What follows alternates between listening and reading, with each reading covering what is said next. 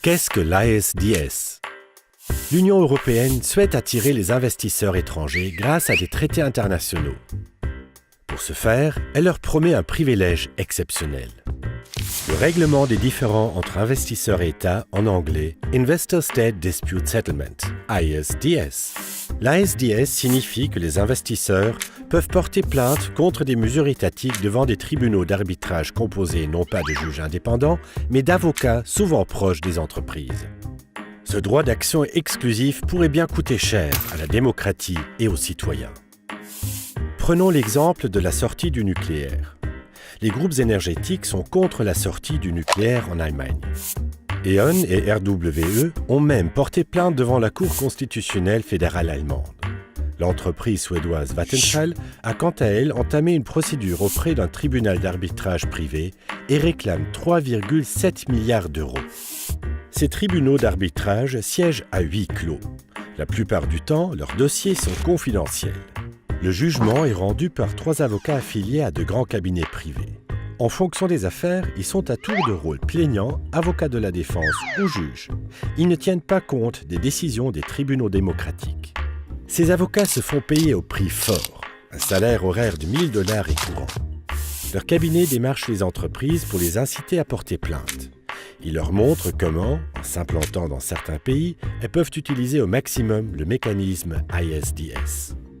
L'entreprise canadienne Lone Pine a ainsi transféré son siège aux États-Unis afin de pouvoir porter plainte contre le Canada suite à l'interdiction du fracking.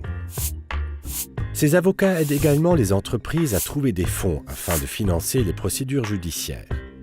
Afin d'obtenir une part des bénéfices, certains investisseurs avancent les frais de procédure. Un commerce lucratif, sur le dos des contribuables, de l'environnement et des acquis sociaux. Car si l'État ne veut pas payer, il doit annuler la réglementation qui gêne l'entreprise concernée. Ce fut le cas des normes écologiques fixées pour la centrale à charbon de Hambourg-Morburg. Elles ont été supprimées parce que le propriétaire, Vattenfall, réclamait 1,4 milliard d'euros de dédommagement.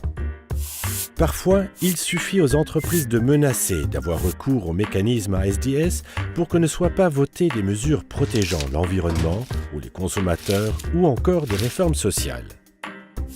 Le nombre de plaintes augmente à vitesse grand V. À l'échelle mondiale, on connaît actuellement 568 cas. Les groupes portent plainte notamment contre l'augmentation du salaire minimum légal, contre les mesures de protection sanitaire, contre l'interdiction d'une décharge de produits toxiques dans une zone de captage d'eau potable, contre l'indemnisation de victimes de l'apartheid, contre la déprivatisation de l'eau ou contre le sauvetage de banques. Les plaintes de ce type vont se multiplier si les traités prévus avec les États-Unis et le Canada entrent en vigueur.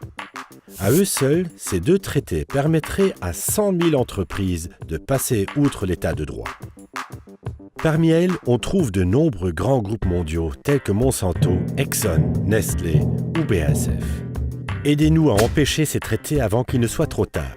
Partagez cette vidéo et signez les pétitions contre le TIP et le CETA.